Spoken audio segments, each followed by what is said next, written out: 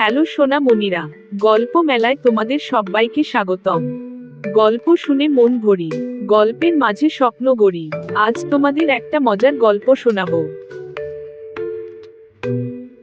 এক সময় এক ছোট ছেলে ছিল, যার বাবা তাকে বলল, তুমি এখন বড় হয়ে গেছো, ভেড়াদের যত্ন নিতে হবে। ছেলে প্রতিদিন মাঠে ভেড়া নিয়ে যেত, কিন্তু সে খুব অসন্তুষ্ট ছিল। সে শুধু খেলতে চাইতো, ভেড়াদের পাহারা দিতে নয়।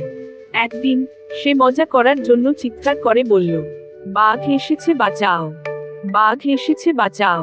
মুহূর্তের পুরো গ্রামবাসী পাথর নিয়ে দৌড়ে এলো বাঘটাকে তাড়ানোর জন্য।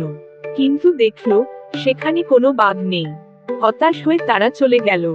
পরের দিন ছেলেটি আবার একই কাজ করলো।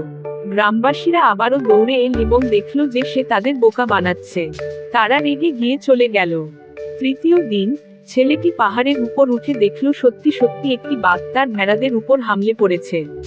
সে চিৎকার করে বলল, বাঘ এসেছে বাঁচাও, বাঘ এসেছে বাঁচাও। কিন্তু গ্রামবাসীরা ভাবল সে আবার মজা করছে, তাই তারা এলো না।